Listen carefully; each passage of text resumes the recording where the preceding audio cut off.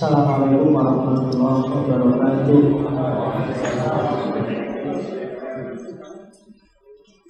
Bismillahirrahmanirrahim. Alhamdulillahirabbil alamin. Assalatu wassalamu ala asyrofil anbiya'i wal mursalin sayyidina wa maulana Muhammadin wa ala alihi wa ashabihi ajma'in. Amma ba'du. Bismillah, mari kita lanjutkan kaji kita. Masih di bulan November dalam tema sejarah. Malam ini kita ganti ke dunia Islam. Minggu lalu kita ngomong tokoh besar filsafat sejarah barat, yaitu Hegel. Malam ini kita ketemu tokoh besar kita sendiri, yaitu Ibnu Khaldun. Dari sisi, kalau teman-teman yang belajar konsep-konsep sejarahnya Hegel, mahasiswa yang kuliah di jurusan sejarah mungkin melihat gagasan-gagasan Hegel ini sudah semacam out of date, dalam arti sudah banyak yang lebih bagus. Tapi jangan salah, Ibnu Khaldun gagasan-gagasannya sangat banyak yang mendahului zamannya. Dia orang pertama yang kritis terhadap sejarah. Gelarnya banyak. Selain bapak historiografi, dia juga dikenal bapak sosiologi, dikenal juga bapak ekonomi kalau dalam Islam. Jadi memang aslinya orang pintar. Meskipun secara serius beliau ini belajar dan menulis itu sekitar umur 40-an sekian. Karena sebelum itu beliau sibuk berkarir di dunia politik dan banyak mengalami kekecewaan. Ibnu Khaldun lahir sekitar abad 14, tahun 1332. 14 itu era ketika Barat mulai bangun dan Islam sedang jatuh.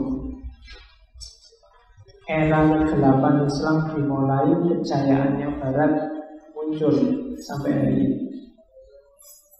Kalau dari sisi dinasti-dinasti, beliau masuk di era dinasti Muwahhidun bagian akhir, ketika dinasti ini sedang hancur-hancurnya. Dan Ibnu Khaldun salah satu saksi sejarah nanti yang menyaksikan era ketika umat Islam terpecah luar biasa, terkotak-kotak dalam mazhab, ilmu pengetahuan tidak berkembang, tidak ada kreativitas, produktivitas ilmu. Paling banter hanya sarah. Sarah kitab, bukan sarah Azhari apa sarah. Ya, sarah itu bahasa Inggrisnya komentar. Nanti saking tidak berkembangnya dari sarah, nanti komentar itu dikomentari lagi. Namanya hasiyah. Nanti hasiyah juga dikomentari lagi, nanti namanya ta'liq. Jadi bayangkan satu kitab itu mungkin bisa punya banyak sekali turunan kitab. Bagus dari sisi kreativitas, tapi minim dari sisi produktivitas. Tidak ada yang baru. Kenapa tidak ada yang baru? Karena banyak umat Islam saat itu merasa bahwa ilmu agama, pokoknya semua ilmu itu sudah final, sudah selesai. Tidak ada lagi yang perlu ditemukan, sudah ketemu semua ilmunya. Tinggal milih ikut madhab siapa. Zaman itu dikenal populer sekali pintu ijtihad sudah tertutup. Saya tidak tahu yang nutup siapa. Jangan-jangan kuncinya juga malah hilang. Sampai hari ini belum kebuka-buka. Dan Ibnu Khaldun ini bagi saya semacam anomali. Kalau yang lain sebelum beliau, tokoh filsafat itu yang dibahas selalu urusannya langit. Bahas apakah besok kebangkitan itu jasmani apa rohani. Nabi Muhammad Isra Mi'raj itu pakai jasadnya apa rohaninya saja. Sifat-sifat Tuhan itu sama dengan zatnya. Pokoknya membahas barang-barang langit. Genuinnya Ibnu Khaldun bagi saya ketika dia ngomong bumi. Dia ngomong sejarah. Dia ngomong sosiologi. Dia ngomong ekonomi. Yang sampai ke kita paling terkenal kan kitabnya beliau Muqaddimah. Muqaddimah itu ya sebenarnya bukan kitab, aslinya dia satu bab awal, pendahuluan. Makanya Muqaddimah memang. Jadi bukan kok kitab dikasih judul Muqaddimah. Jadi beliau nulis kitab besar, kitab luas sekali, judulnya Al-Ibar. Al-Ibar, judulnya panjangnya saya lupa, tapi judulnya Al-Ibar terkenalnya. Nah, kitab Al-Ibar itu bagian pendahuluannya itulah Muqaddimah. Itu pun sudah tebal luar biasa. Kamu aja saya nggak yakin ada yang sudah baca dari awal sampai akhir. Iya. Tidak jamin lah saya. Meskipun sudah susah payah diterjemahkan sejak dulu. Yang paling terkenal kan terjemahannya Pak Ahmadi Toha itu. Bahkan agak ironis kalau di dunia Islam gagasan-gagasan Ibnu Khaldun ini awalnya tidak populer. Yang mulai ngungkit-ngungkit lagi pikirannya Ibnu Khaldun awal abad 19 itu orientalis. Franz Rosenthal. Jadi bukan kita. Begitu diungkap kita tahu wah hebat sekali, terus kita bangga-banggakan. Padahal selama ini kita cuekin. Itu kalau Ibnu Khaldun ngerti dia bisa tersinggung luar biasa itu. Kemarin dicuekin, sekarang ada orientalis bongkar-bongkar terus kita ngaku-ngaku. Bahkan hari ini bilang sudahlah kita punya Ibnu Khaldun, nggak perlu belajar yang lain misalnya. Kita sekarang jadi begitu, padahal kemarin kita cuekin. Itu Ibnu Khaldun. Ya beliau lahir 1332, umurnya sekitar 74, berarti meninggal sekitar 1407. Nama aslinya Abdurrahman bin Muhammad. Nama ayahnya Muhammad bin Muhammad. Khaldun itu bukan nama tempat, bukan gelar apa. Khaldun itu nama, kalau orang Jawa nama trah. Apa ya? Nama keluarga.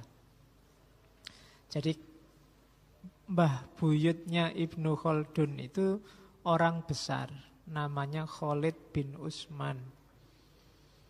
Nah, keluarganya Pak Khalid ini nanti disebut Bani Khaldun. Sehingga dikenallah salah satu keturunannya dengan nama Ibnu Khaldun. Jadi ini bukan gelar seperti nama daerah, seperti tokoh yang lain. Ini nama keluarga, nama terah. Nama kakeknya Khalid bin Utsman. Khalid bin Utsman ini salah satu tokoh yang bareng Tariq bin Ziyad masuk ke Spanyol, menaklukkan Spanyol. Oke, itu ceritanya. Dan ya sempat mengalami kekecewaan politik, banyak difitnah. Meskipun awalnya dia pejabat politik, kemudian dia mundur dan lebih milih karir intelektual. Mungkin hikmahnya di situ. Kalau dia sukses di politik, mungkin nggak jadi intelektual, jadi politikus. Ceritanya nggak akan dahsyat seperti hari ini. Mungkin namanya sudah dilupakan orang. Karena politik itu kan jadi cerita kalau baik luar biasa atau jahat luar biasa. Ya, kalau biasa-biasa insya Allah sebentar lagi dilupakan orang. Ya untungnya Ibnu Khaldun ini terus tobat dari dunia politik, terus masuk dunia intelek. Meskipun awalnya dia sakit luar biasa karena difitnah, dipojokkan dan macam-macam. Nah itu segalanya ada hikmahnya, tidak ada hikmahnya. Makanya filsafat itu nama lainnya hikmah. Pinter-pinterlah nyari sisi kebaikannya. Tidak ada peristiwa yang tidak bisa diambil hikmahnya, termasuk peristiwa yang paling pahit sekalipun. Ada kisah yang saya ingat dari Cina itu tentang hikmah ini. Ya meskipun hikmah bahasa Arab, saya ingatnya cerita dari Cina. Bahwa satu ketika di Cina itu ada seorang kakek. Saya lupa namanya siapa, tapi kakek ini nanti gara-gara kakek ini nanti ada pepatah yang berhubungan sama hikmah di Cina. Jadi kakek ini satu ketika kehilangan kuda. Ketika dia kehilangan kuda, semua tetangganya datang ikut belasungkawa. Wah, saya ikut duka cita nih kamu kehilangan kuda. Katanya kakek ini, alah santai aja. Kehilangan kuda tidak pasti akibatnya jelek. Tetangganya heran, ini diucapi belasungkawa kok jawabannya gitu. Ternyata benar. Beberapa hari kemudian kudanya datang bawa pasangan. Mungkin kemarin kudanya jatuh cinta sama kuda yang lain. Jadi sekarang kudanya 2. Tetangganya datang lagi. Wah, alhamdulillah kamu sekarang kudanya malah 2, selamat ya. Kata kakek ini, enggak, dapat tambahan kuda lagi juga enggak mesti bagus akibatnya. Orang-orang kampungnya heran lagi, ini orang ini gimana sih cara mikirnya. Ternyata benar juga. Kuda yang baru itu disenangi banget sama anaknya, laki-laki. Akhirnya kemana-mana anak laki-laki ini nunggang kuda yang baru dapat itu. Malah dia jatuh, kakinya patah. Tetangganya datang lagi, belasungkawa lagi. Wah, saya ikut belasungkawa nih, kudamu kakinya patah. Katanya kakak itu, alah kaki patah juga ndak mesti jelek kok akibatnya. Nah, tetangganya juga alah mbuh wong kira jelas. Ternyata benar, tidak lama kemudian ada pejabat dari kota wajib militer karena negara sedang perang.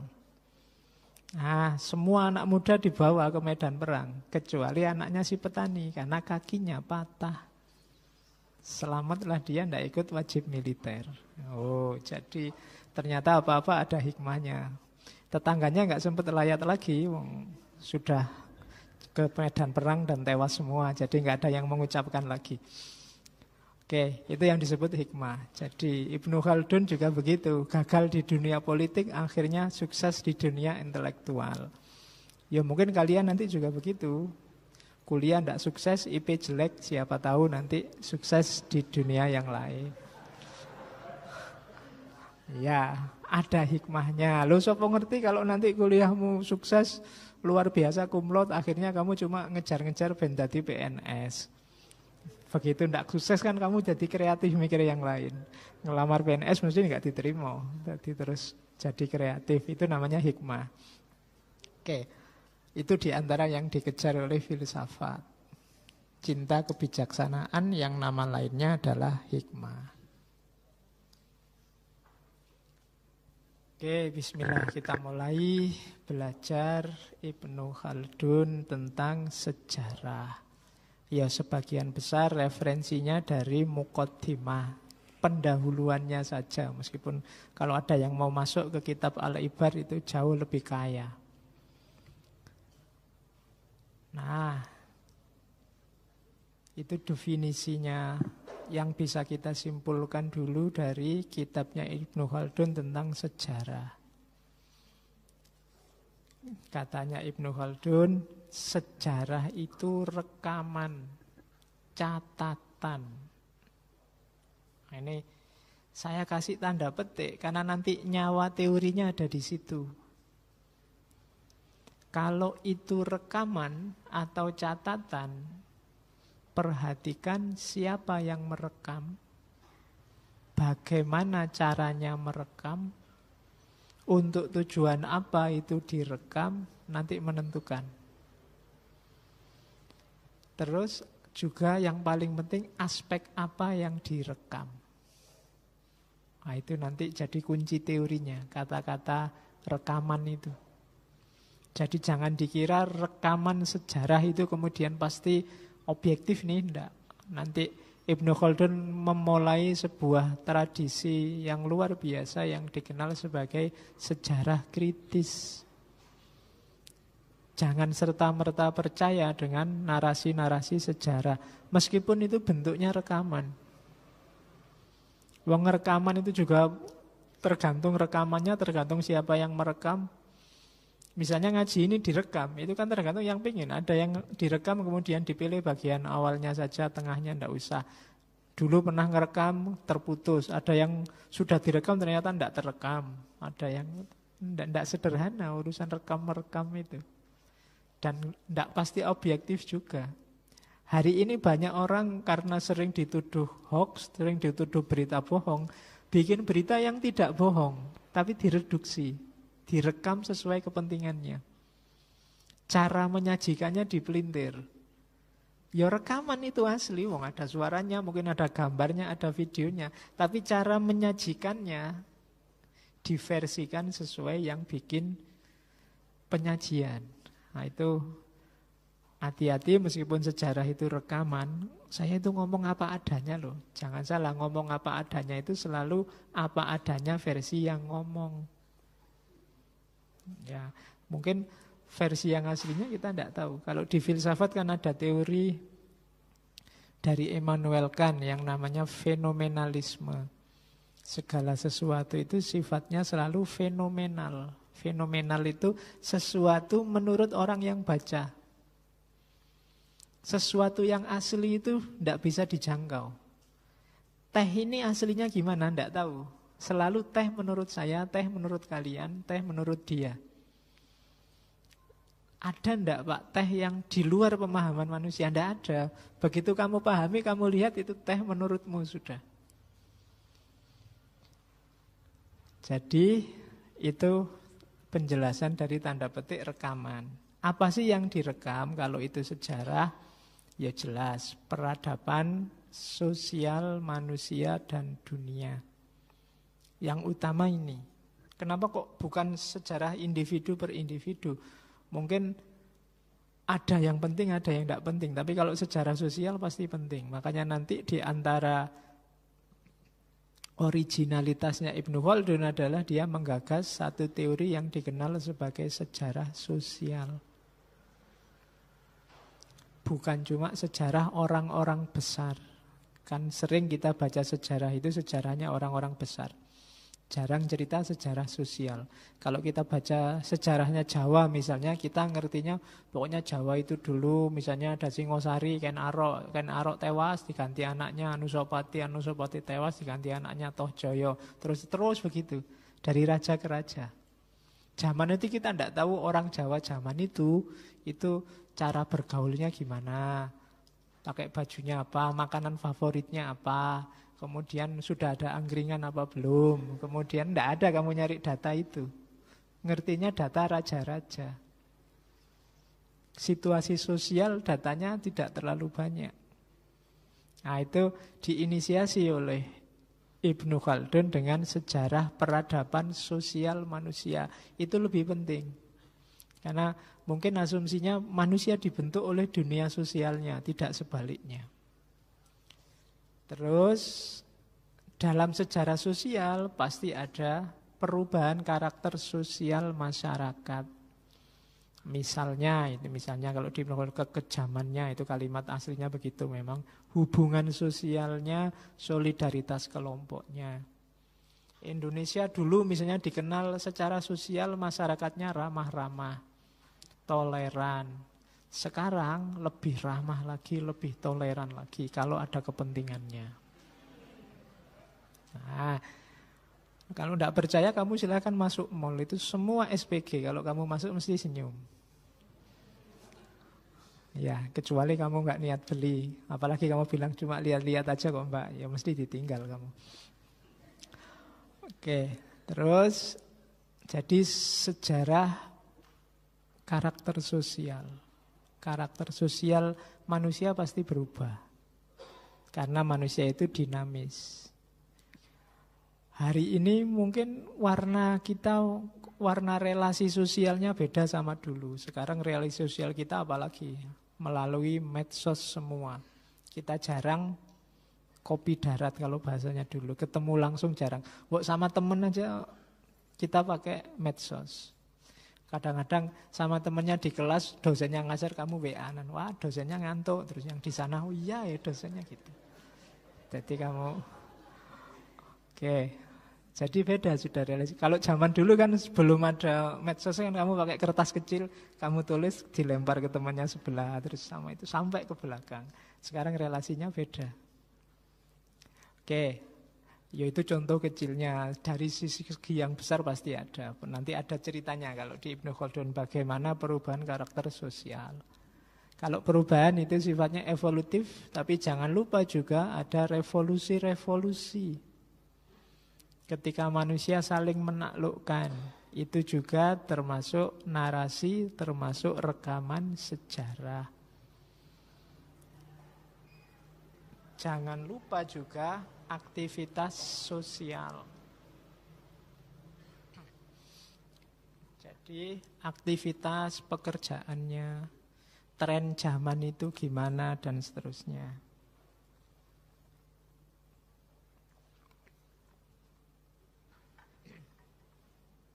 Oke, dan pastinya perubahan-perubahan masyarakat seiring perubahan karakternya. Itu juga direkam. Terus. Oke. Belajar sejarah bisa harus dilihat dari dua jalur. Ada pemahaman luar, ada pemahaman dalam. Saya izin sebentar ke kamar mandi.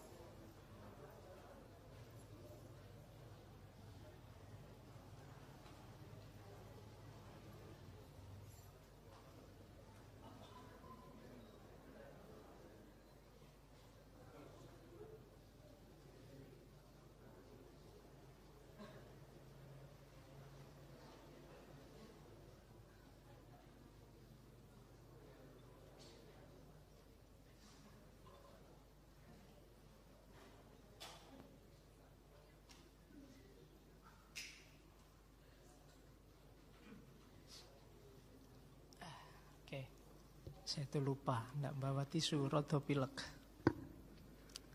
Oke ya, ada naratif histori. Naratif histori ini katanya Ibnu Khaldun, ya cuma cerita sejarah.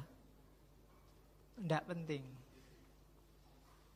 Informasi apa, siapa, kapan, di mana, itu ya sifatnya informatif saja dan enggak penting. Rawan dimanipulasi. Tidak dilihat konteksnya. Katanya Ibnu Khaldun, seperti pisau tanpa sarung. Maksudnya sarung pisau, bukan pisau yang dibungkus sarung yang kamu pakai itu. Iya. Kalau pisaumu kan pasti ada sarungnya. Jadi, ya. Oke, pisau tanpa sarung itu sejarah yang tanpa konteks. Cuma cerita naratif, yang itu biasanya kita terjebak di situ. Seolah-olah ya wis itu yang terjadi. Enggak, dia pasti versi. Jangan cuma dibaca luarnya. Jangan cuma melihat yang naratifnya. Kita harus masuk ke pemahaman dalam.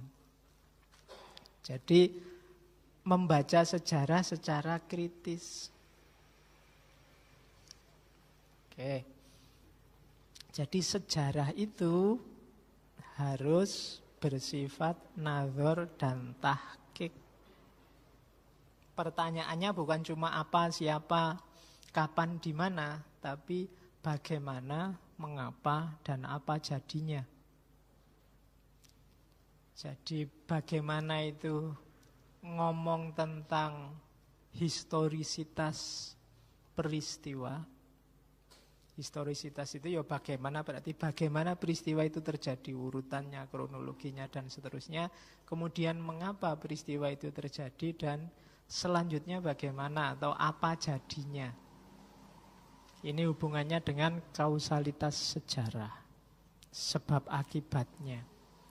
Jadi kalau ada diceritakan pada kita sebuah narasi sejarah, jangan berhenti di situ, kita masuk ke dalam. Bagaimana peristiwa itu bisa terjadi? Mengapa peristiwa itu terjadi? Selanjutnya bagaimana? Hari ini Pak Jokowi mantu. Oh, itu naratif. Kamu boleh tanya, bagaimana kok bisa mantu? Mengapa kok sekarang mantunya? Dan apa jadinya setelah mantu? Itu namanya aspek dalam. Ada tahqiq, ada nazar. Kalau kita bisa menjawab pertanyaan-pertanyaan belakangan ini, berarti kita sudah masuk ke fase sejarah yang kritis. Bukan lagi sejarah yang naratif. Nah, Ibnu Khaldun inginnya kajian sejarah itu ya yang versi kritis itu. Bukan sejarah yang hanya cerita. Karena sejarah yang hanya cerita itu tidak ada gunanya. Terus manfaatnya apa belajar sejarah? Kita belajar sejarah biar tidak mengulangi kesalahan yang sama, sehingga kita tidak salah dalam mengambil keputusan. Move on ya move on, tapi move onmu itu kan harus terarah, tidak jatuh ke lubang yang sama 2 kali. Jangan dilupakan mantan-mantanmu dan sejarahnya.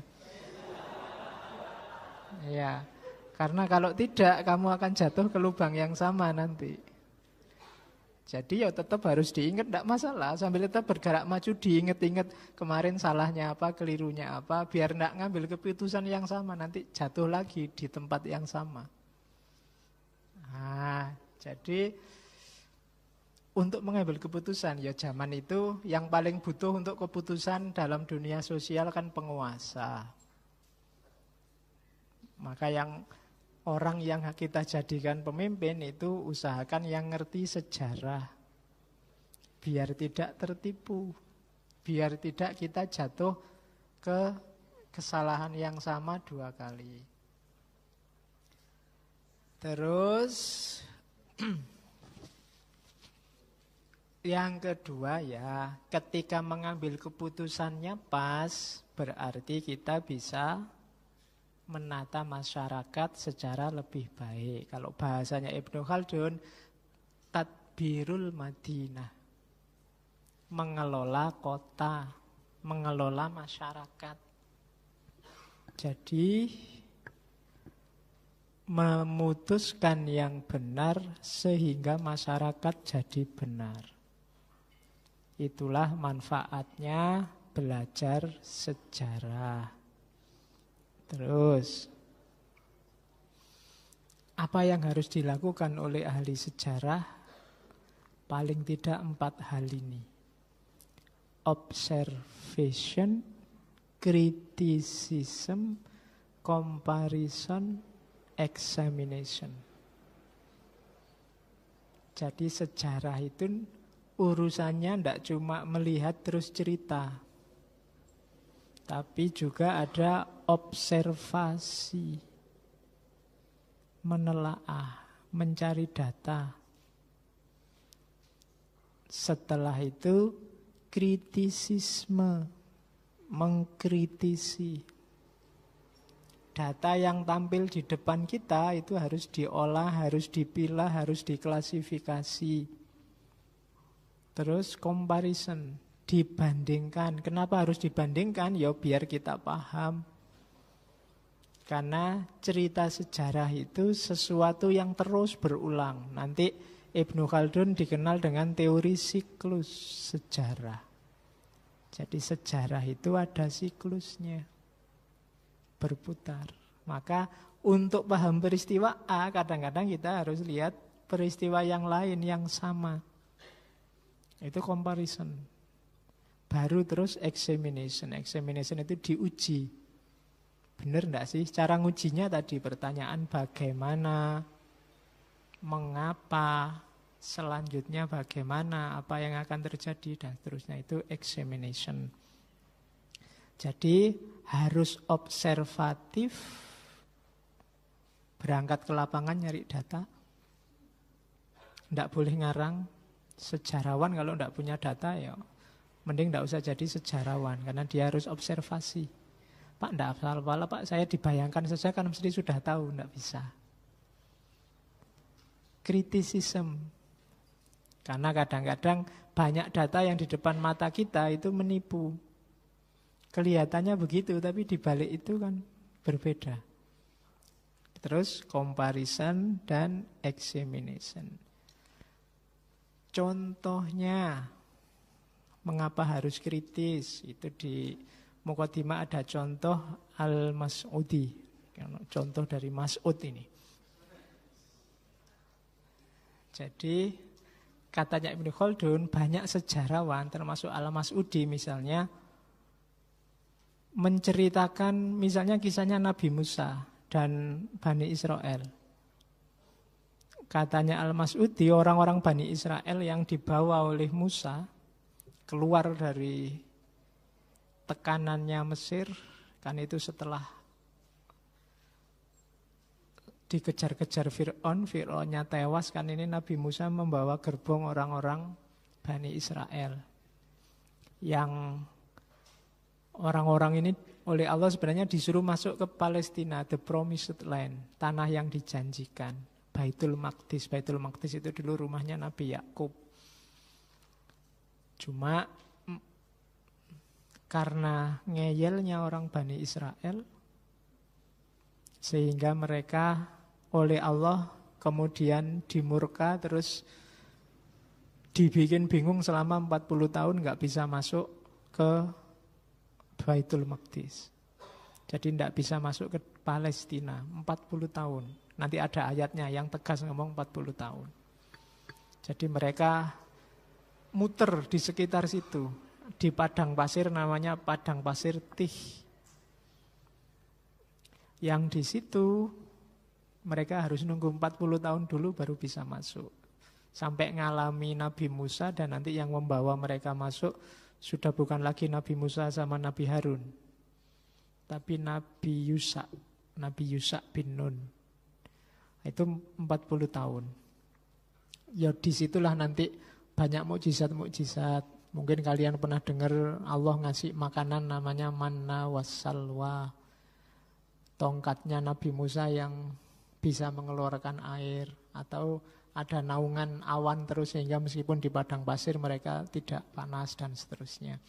Itu ceritanya Bani Israel. Menurut Al-Mas'udi, saat itu rombongan Nabi Musa dan kawan-kawan itu sekitar 600.000 orang, anak muda semua 20 tahun ke atas. Dan dibantah oleh Ibnu Khaldun. Tidak mungkin sebanyak itu, 600.000 itu banyak loh. Orang lagi, uang aja kita tidak pegang segitu. Loh iya kan? Jadi dianalogikan, terus dipakai rasio sama Ibnu Khaldun. Coba ya, Nabi Yakub itu dulu, waktu masuk Mesir, zamannya Nabi Yusuf, itu hanya 70 orang.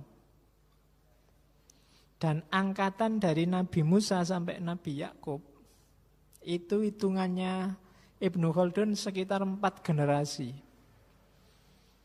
Dan tidak mungkin 70 orang hanya dalam rentang 4 generasi jadi 600.000 orang. Tinggal kamu kalikan aja. 70 orang anggap aja satu orang anaknya 10-10. 70 itu pun nggak mungkin. Sampai 600.000. Jadi ndak, itu namanya sejarah kritis. Yo banyak cuma yo ndak sebanyak itulah. Itu namanya kritik sejarah. Yaitu argumennya nanti panjang, tapi antara lain itu. Jadi membaca sejarah nggak boleh langsung menerima. Kan kita sering kan banyak narasi-narasi sejarah yang bombastis, yang luar biasa. Di situ kita perlu kritis. Terus. Oleh karena itu menjadi sejarawan harus punya banyak keahlian. Bukan sesuatu yang simple. Kalau sekaliber Ibnu Khaldun sih mungkin. Kalau sekaliber kita masih panjang prosesnya. Kalau belajar sejarah iya. Tapi jadi sejarawan agak tidak sederhana. Yang pertama syaratnya katanya Ibnu Khaldun memahami ilmu sosial dan ilmu politik. Wah ini 2 fakultas jadi 1. Ya kan kalian aja kan paling sak fakultas itu pun ngambilnya sak prodi, lebih kecil dari fakultas. Jadi syarat pertama sudah memahami ilmu sosial dan ilmu politik. Terus memahami kondisi alamiah masyarakat dan perkembangan serta perbedaannya seiring dengan perbedaan ruang dan waktu. Ya membaca kalimatnya aja kelihatan sudah berat. Apalagi beneran. Tapi itu tanggung jawab seorang sejarawan. Karena memang resikonya tinggi. Karena kalau keliru berarti menyebarkan kebohongan. Kalau ada yang lapor polisi kan berat. Kamu dianggap menyebarkan berita bohong. Fitnah. Terus memahami kondisi sosial dari beragam peradaban. Misalnya kita belajar Indonesia, ya jangan cuma belajar Indonesianya. Belajar juga wilayah-wilayah lain yang berkaitan atau sama karakter dengan Indonesia. Dalam rangka komparasi tadi. Jadi itu syarat yang ketiga. Oke. Syarat yang keempat, harus mampu memahami masa kini dan membandingkannya dengan masa lalu. Oh, itu juga pembacaannya agak rumit. Harus ngerti karakter peradaban hari ini dan peradaban masa lalu. Kemudian memahami yang terakhir pasti, memahami asal-usul sejarah. Ketika hari ini terjadi peristiwa sejarah, itu kan tidak ujuk-ujuk tiba-tiba terjadi. Tapi pasti ada kronologinya ke belakang. Kemarin misalnya gegeran tentang film G30S. Itu kan tidak mungkin kita hanya melihat, kita batasi di film itu saja. Rentetannya banyak ke belakang. Termasuk peristiwa G30S-nya. G30S saja kan tidak bisa dipahami tunggal. Harus dipahami peristiwa partainya, PKI-nya, komunisnya, Marxismenya, dan seterusnya. Jadi butuh keluasan wawasan sejarah. Jadi ya ternyata tidak sesederhana seperti yang kita bayangkan. Tapi kalau sekedar ngerti ilmu sejarah, teori sejarah bisa. Tapi jadi sejarawan yang sejati ya syarat-syaratnya agak panjang. Terus sumber-sumber kesalahan. Ini yang sering terjadi dalam penulisan sejarah. Bagi yang ingin mengkritik narasi sejarah tadi, bisa melihat ini. Yang pertama, coba perhatikan ada pemihakan enggak? Kalau sejak awal sudah ada pemihakan, boleh kita curigai. Sejarawannya ternyata partisan. Dia ikut kelompok tertentu yang terlibat dalam peristiwa sejarah itu. Dia ikut grup-grup yang diceritakan dalam narasi sejarah itu. Oh ya, harus dicurigai. Cerita tentang, ya kayak tadi peristiwa G30S, dia terlibat enggak dulu, entah sebagai yang pro apa sebagai yang kontra. Dia memihak enggak saat itu. Peristiwa G30S versi Presiden Soeharto, ya versi beliau pasti. Jelas kepemihakannya. Nanti versi yang terlibat langsung yang dihukum jadi tapel, ya pasti versi mereka. Hati-hati dengan pemihakan. Jadi karena pemihakan ini nanti dampaknya besar dalam cara seseorang bercerita. Wong manusia itu kadang-kadang versinya dia yang salah bisa jadi benar. Atau kebalikannya. Ada banyak peristiwa kan kita ngalami sendiri peristiwa itu dan kita tahu itu salah. Cuma mungkin karena gengsi, malu, takut dihukum macam-macam, kita menceritakannya versi bahwa kita sebenarnya tidak salah. Itu terpaksa. Itu karena sebab yang lain di luar diri dan seterusnya. Maka hati-hati dengan pemihakan. Karena pemihakan menentukan. Yang kedua, jangan overconfident dengan sumber. Saya melihat langsung loh Pak. Saya membaca sendiri loh Pak. Saya diceritain langsung loh Pak. Terus kamu merasa, wah data primer ini Pak saya dapat langsung. Enggak juga. Ya boleh kamu percaya, cuma jangan overconfident. Melihat langsung itu tidak mesti tidak sama dan sebangun dengan mengalami langsung atau melihat dari sisi yang berbeda. Diceritain langsung loh Pak, itu ya juga beda. Kalau kamu lihat ada kecelakaan di jalan, itu kira-kira yang lebih valid cerita yang lihat kecelakaan itu atau yang ngalami kecelakaan itu? Susah mesti. Yang lihat, mungkin yang ngalami, kamu cuma lihat, enggak ngalami langsung. Yang ngalami juga mau cerita bisa dibantah orang. Kamu enggak tahu, kamu ngalami, enggak ngerti kasusnya. Kita yang lebih tahu dari jauh. Enggak, jangan overconfident. Jadi data itu ya tetap kita percaya dari sumber pertama, tapi enggak boleh overconfident. Overconfident itu data 1-2 sudah disimpulkan seolah-olah ngerti segalanya. Terus yang ketiga, bermain tafsir sendiri. Dari awal waktu mau membaca sudah punya kacamata sendiri. Itu bahaya sudah. Pakai frameworknya sendiri, pakai imajinasinya sendiri. Lihat cowok sama cewek kejar-kejaran di pantai. Waduh, itu mesti duitnya diambil itu, dikejar lu, bantu. Nah itu kalau frameworkmu sendiri, kacamatamu sendiri. Mungkin dia tidak sedang kejar-kejaran karena duitnya dibawa. Nanti pukul-pukulan, jiwit-jiwitan, nah itu kekerasan itu, tidak boleh, lapor polisi aja, tidak bisa. Itu kan kamu main dengan imajinasimu sendiri. Peristiwanya bagaimana ya kita tidak tahu. Aslinya. Maka teliti dulu, kritisi dulu. Temenmu berangkat kuliah kok ini bareng terus. Jadian ini mesti. Nah itu, ya, itu imajinasimu. Silahkan wawancara, ditanya, dihubungkan sama gejalanya dan seterusnya baru disimpulkan. Jangan pakai framework kita dulu. Yang keempat,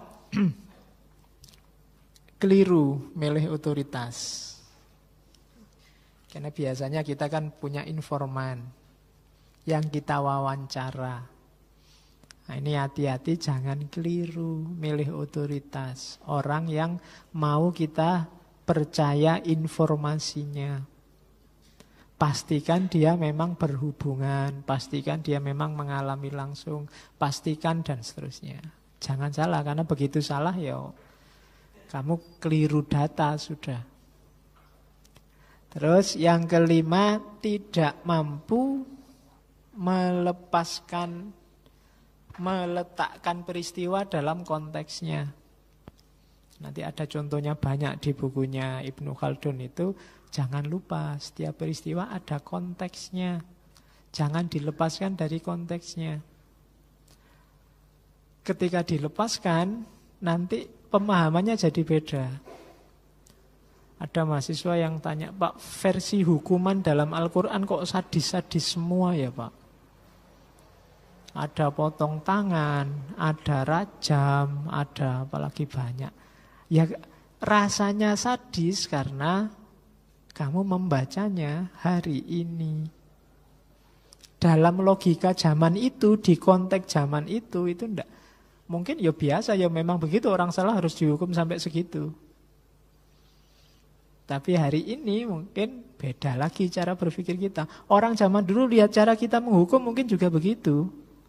Loh, ini orang salah kok malah dikoskan, dikasih makan. Nah iya kan? Loh, kamu lihat di penjara hari ini kan begitu. Disendirikan sih, tapi dikasih makan. Ada olahraganya, ada masjidnya, dikasih siraman rohani, dilatih keterampilan. Itu bingung orang zaman dulu misalnya ke sini. Lah kok enak? Gitu loh.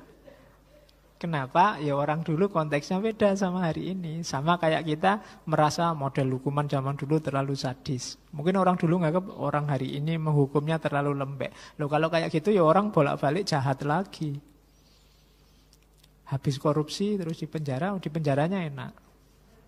Keluar korupsi lagi biar di penjara lagi tidak masalah. Keluarganya terjamin, dia juga terjamin di penjara. Jadi ndak letakkan peristiwa dalam konteksnya. Terus hati-hati dengan orang-orang yang kalau hari ini mungkin kita bahasa kasarnya penjilat.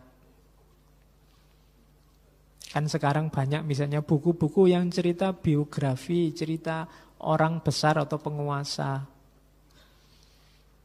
Karena dia bukunya pesanan, cerita sejarahnya pesanan, diceritakan yang dahsyat-dahsyat luar biasa. Kadang-kadang kita tidak tahu, ini biografi ini sopo toh yo, ini orang mana, sudah melakukan apa. Tapi isinya dahsyat luar biasa. Nah, itu biografi pesanan. Hati-hati. Jadi penulis sejarah yang ingin dapat pujian, ingin pangkatnya naik, nah itu biasanya isinya ya tidak jauh-jauh dari data-data yang sifatnya meninggikan yang pesan. Kemudian yang terakhir, peneliti sejarah banyak yang atomistik. Atomistik itu memahami sejarah secara parsial. Sepotong-sepotong. Seolah-olah peristiwa yang satu tidak berhubungan dengan peristiwa yang lain. Tidak melihat kausalitas sejarah. Ini kelemahan-kelemahan penulisan sejarah. Jadi kalau teman-teman baca buku sejarah, kalau ingin latihan kritis, coba dilihat.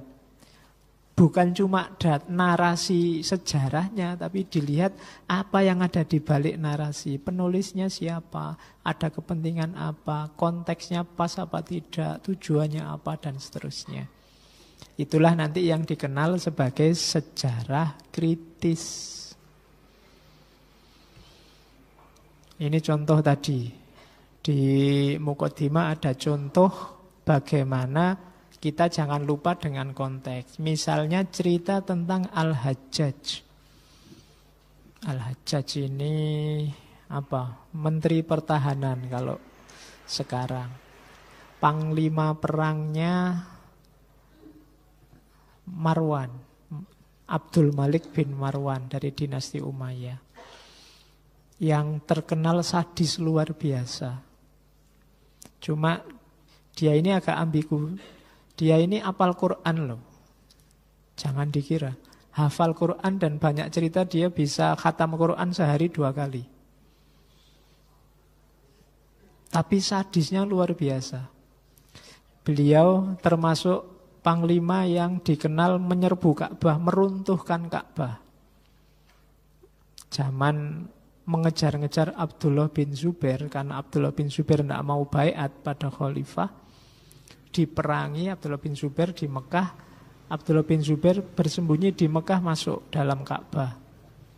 Oleh Hajjaj bin Yusuf ini Ka'bahnya terus digempur pakai batu. Namanya manjanik. Manjanik itu kayak ketapel besar itu. Sampai Ka'bah itu runtuh. Benar-benar runtuh zaman itu. Meskipun terus dibangun lagi. Abdullah bin Zubair ditangkap, kepalanya dipenggal, kepalanya dipersembahkan pada khalifah. Kemudian zaman Hajjaj juga para ulama besar itu dikasih stempel.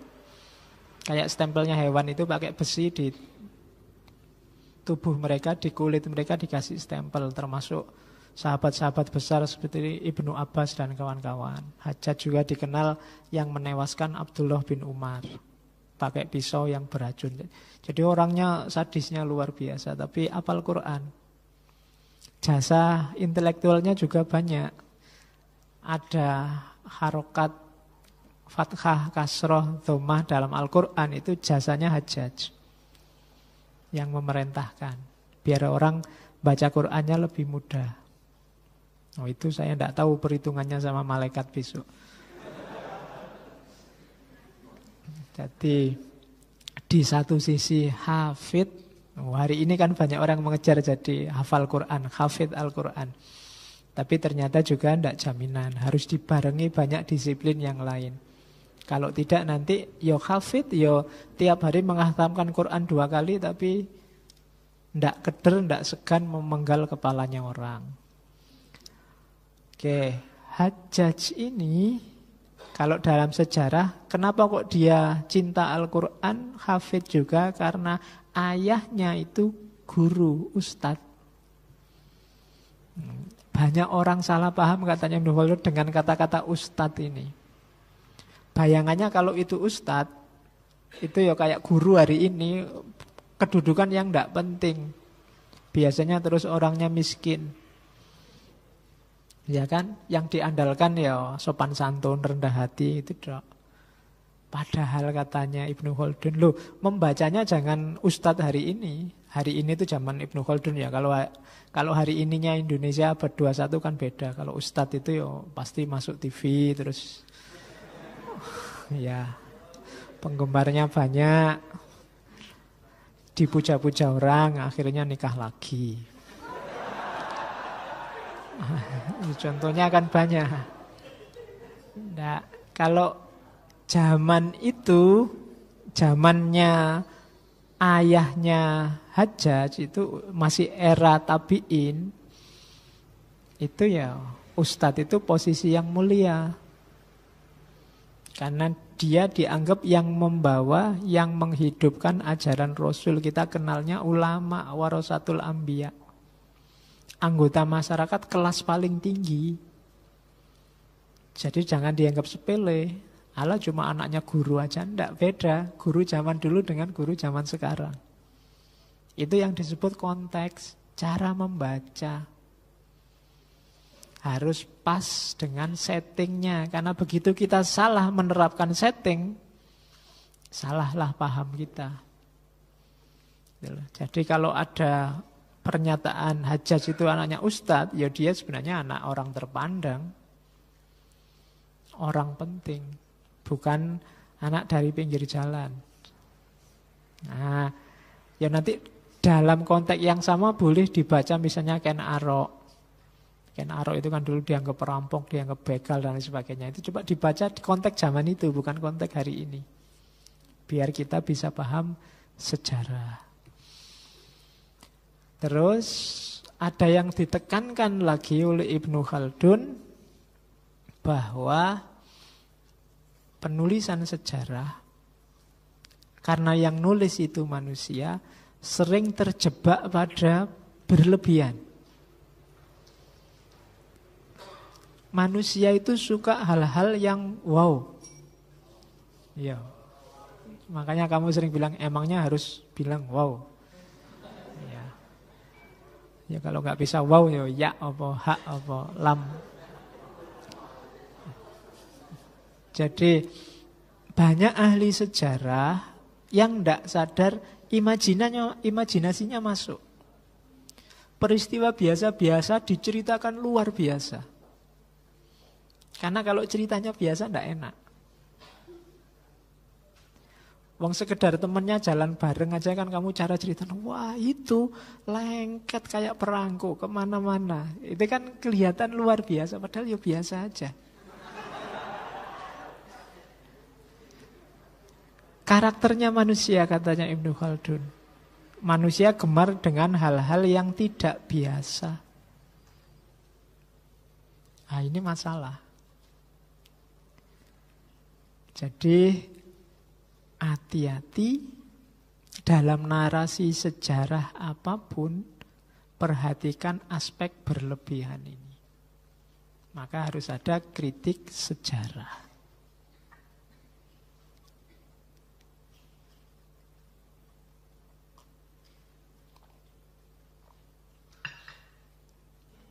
Terus,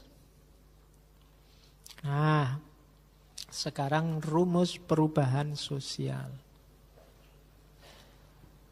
Sejarah tadi yang berkembang itu sifatnya dialektis,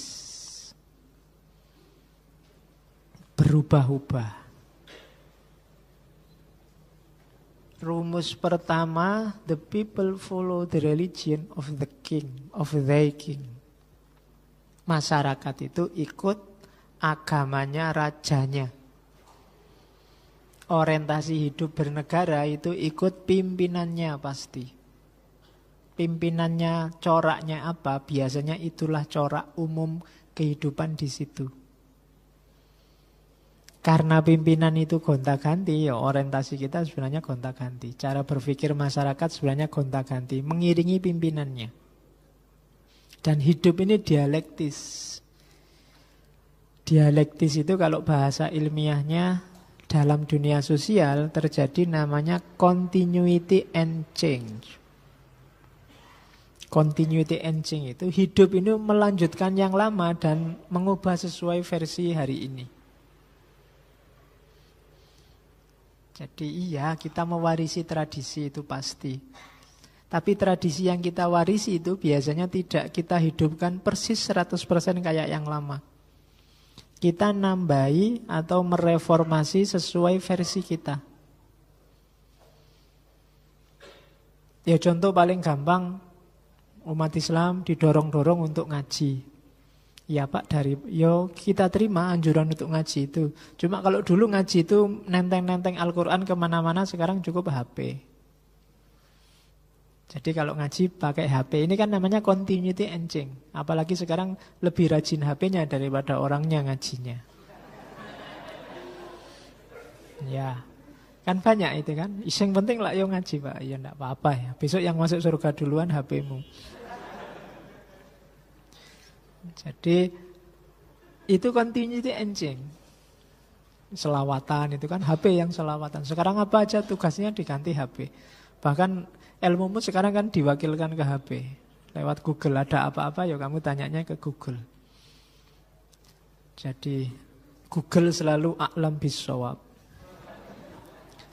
Dia lebih tahu mana yang benar. Kita kalau nggak ngerti apa-apa tanyanya Google. Itu continuity and change. Kalau dulu kan tidak lihat Google, tapi lihat ensiklopedi, lihat buku pengetahuan umum, buku selalu begitu. Sekarang tidak zamannya lagi. Dulu kamu ke sekolah bawa kamus tebal-tebal itu, dan zaman saya dulu mesti pameran jumlah kata. Ada yang bawa kamus 1 juta kata, yang sini 2 juta bukuku.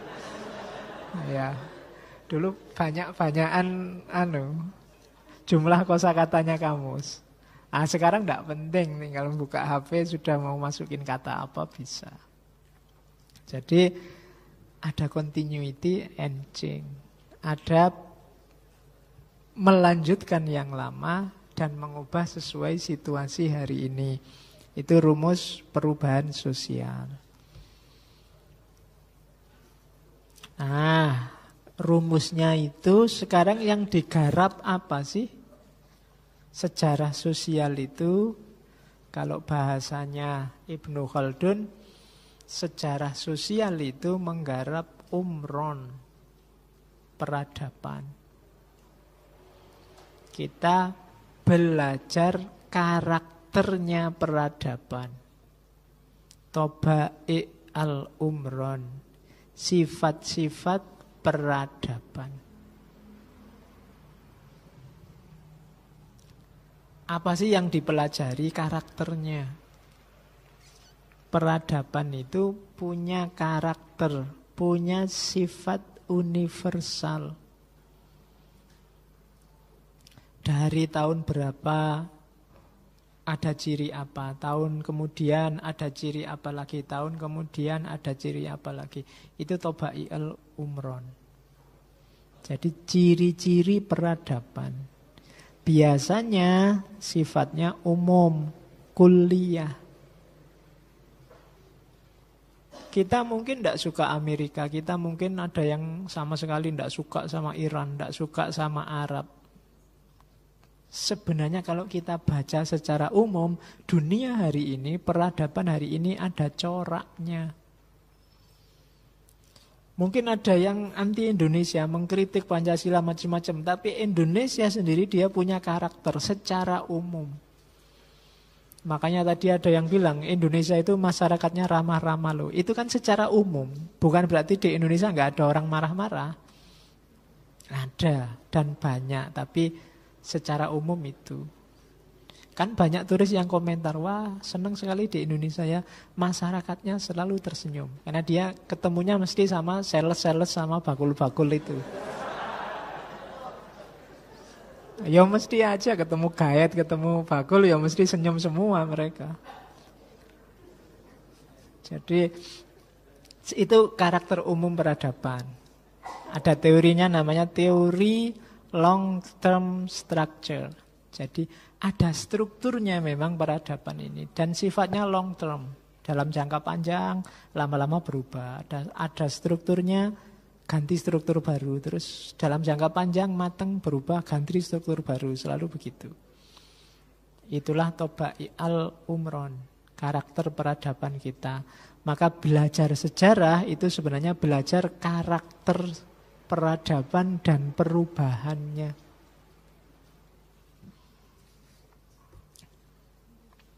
Nah, secara umum katanya Ibnu Khaldun, karakter sejarah itu bergerak dari umron Badawi menuju umron Hadori. Umron Badawi itu, ya kalau bahasa letternya peradaban Badui, peradaban pedesaan, peradaban pedalaman. Nanti puncaknya umron Hadori, peradaban kota. Ada beda cirinya. Kalau masih Badawi itu sederhana, bebas, spontan, cenderung gembira dan rukun. Ya kayak kalau sosiologi, mungkin sosiologi pedesaan itu kan biasanya cenderung orangnya sederhana, lebih gembira, lebih rukun, lebih egaliter dan lebih berani. Nah, kalau kalian masih punya ciri-ciri ini berarti kalian masih deso. Ya, saya tidak tahu sejak kapan istilah deso itu kemudian dianggap jelek. Tapi memang ini fase awal dari peradaban. Puncaknya apa? Hadori, civic culture, lebih kompleks. Mulai banyak aturan, pembatasan-pembatasan. Mulai tidak setara, dibedakan. Ada yang kaya, ada yang miskin. Ada yang orang pinter, intelek, ada orang biasa. Mulai ada ya pembatasan-pembatasan sehingga orang harus menahan diri. Mulai kecanggungan-kecanggungan. Kenapa canggung? Karena tidak akrab. Mulai yang dikedepankan self-interest, kepentingan pribadi. Ini berarti sudah kota.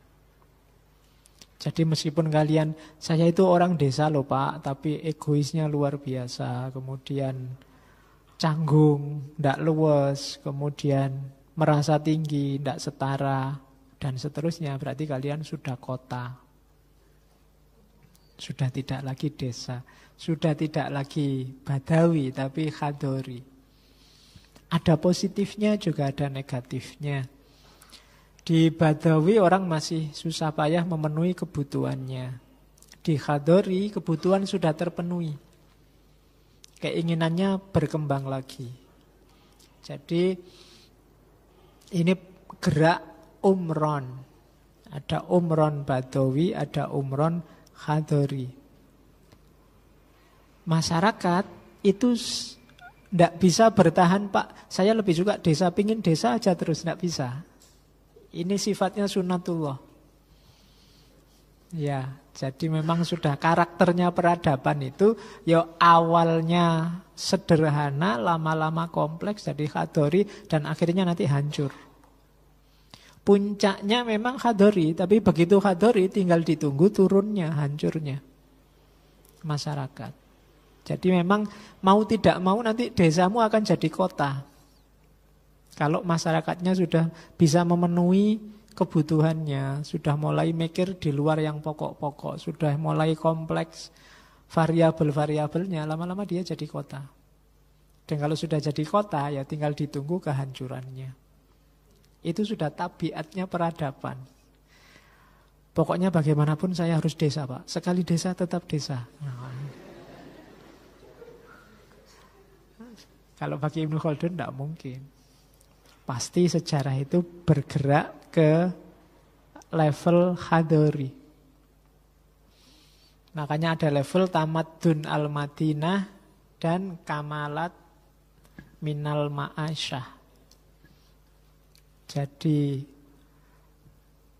proses menuju kota dan proses bermewah-mewah itu pasti terjadi, berkembang.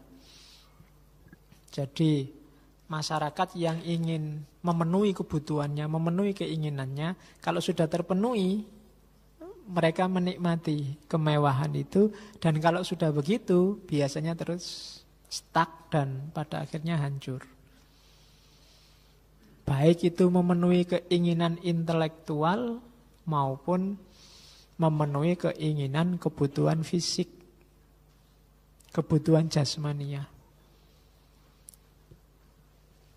Ya kayak kalian itu loh. Saya pingin pinter, Pak. Begitu pinter kan kalian ngejar yang lain. Lebih dari pinter. Saya tidak tahu lebih dari pinter. Ya pinter. Bahasa Jawa ini kan gitu. Jadi sugih tidak cukup. Kamu ingin lebih. Akhirnya suwugih. Itu kan makanya ada istilah kepinteran. Pinter itu bagus. Kepinteran jelek. Sugih itu bagus, kesugihan ya jelek. Alamat sebentar lagi hancur. Berlebihan itu tinggal ditunggu aja. Kamu melihat Amerika misalnya puncaknya peradaban hari ini itu Amerika, tinggal ditunggu saja. Ya mungkin nunggunya sampai kamu tua, sampai kamu mati ya belum, tapi ditunggu saja. Kan teorinya Ibnu Khaldun begitu, tidak ada peradaban yang abadi. Dulu Islam jaya, terus Barat ganti jaya. Itu kan peradaban begitu, saling jatuh menjatuhkan. Siapa yang leading, siapa yang jatuh, terus begitu. Jadi kita tidak akan bisa menghentikan itu. Kalau bukan kita yang menjatuhkan, dia akan jatuh karena dirinya sendiri. Nah, jadi kalau kalian merasa berat Pak mengalahkan Amerika, tidak usah dikalahkan, biarin aja nanti mati-mati sendiri. Ngapain capek-capek mikir? Wong itu tabiatnya sejarah kok, katanya Ibnu Khaldun. Biarin aja, nggak usah capek-capek. Atau pakai teorinya Hegel kemarin. Tunggu aja, siapapun yang tidak rasional dia akan tergilas. Biar aja jalan seperti keinginannya. Tapi kalau dia mulai tidak rasional, mulai lebih, mulai kurang, mulai kompleks, mulai ruwet, alamat sebentar lagi jatuh. Oke, terus Ini loh yang bikin jatuh itu. Kok bisa Pak sesudah sejahtera kok jatuh? Ya, biasanya ketika kebutuhan belum terpenuhi, orang kompak. Tapi ketika sudah bisa terpenuhi semua, orang cenderung berlomba-lomba. Tanding. Gitu loh. Jadi kayak kamu di kelas itu loh. Kalau kamu lulus aja susah, kan enggak mikir dapat nilai A. Ya. Iya, yang penting lulus. Tapi begitu kamu bisa dapat nilai A, yang lain juga dapat A, yang terjadi apa? Persaingan. Podo-podo A, harus aku yang lebih tinggi rankingnya. Begitu. Kalau nyari kerja aja susah, kamu kan enggak mikir gaji berapa. Yang penting dapat kerja. Begitu sama-sama dapat kerja, kamu mulai kompetisi. Kamu kok bayarannya segitu, aku cuma segini. Itu tanda-tanda sudah. Jadi alamat mau jatuh itu, hati-hati. Dan itu yang kemudian mulai muncul orang ngitung-ngitung, oh aku kaya, dia miskin. Aku lebih terkenal dari dia tidak ada yang kenal dan seterusnya. Terus mulai lahir kedzoliman-kedzoliman, penindasan-penindasan. Orang merasa lebih tinggi dari yang lain, otomatis dia pinginnya dia yang menguasai, yang ngatur, yang dikte dan seterusnya. Itu situasi kedua. Sebentar lagi kalau ada situasi itu, hadoroh akan runtuh, peradaban akan runtuh. Kemudian juga moral. Ketika masyarakat sudah tidak percaya lagi sama moral, tinggal ditunggu kejatuhannya. Bolak-balik diingatkan, bikin berita bohong itu dosa. Tapi bolak-balik lagi bikin berita bohong lagi. Diingatkan tentang yang moral, kita malah diketawain, itu alamat sudah. Emangnya aku tidak tahu, emangnya aku anak kecil. Diingetin gitu ya sudah. Mbok yo gampang memaafkan. Iya iyalah, maafkan ada batasnya, sabar ada batasnya, ya sudah. Jadi moralitas mulai tidak dipedulikan lagi. Orang hanya mikir kesuksesan, keunggulan, kemenangan dirinya atau kelompoknya. Ditunggu saja. Sebentar lagi bubar hadorohnya. Tapi ya mungkin ada lagi lahir yang baru, tapi ya pasti dari situasi yang berbeda sama sekali. Ya sopo ngerti. Kita kan punya banyak utang, nanti kalau bubar kan enak, tidak perlu bayar utang lagi. Kalau ada yang punya utang nagih, loh kan dulu utangnya sama Indonesia. Sekarang kan tidak ada Indonesia. Iya, jadi tidak bisa ditagih. Atau mungkin memang solusi biar kita bebas dari utang itu ganti nama. Jadi dulu proklamasi mendirikan Indonesia, ayo kita proklamasi membubarkan Indonesia terus bikin baru. Jadi tidak harus bayar kalau ada yang nagih. Loh itu kan dulu sudah bubar, ini negara baru. Oke, pokoknya di antara cirinya bahwa kita akan hancur adalah moralitas sudah runtuh. Di level apapun. Yang keempat, macet, mandek. Kita tidak mau berubah. Apalagi 3 yang atas itu jelek. Kalau kita tidak mau berubah, ya kita akan tetap dalam situasi jelek. Pokoknya ketika kita stuck, tidak mau berubah, tinggal ditunggu keruntuhannya.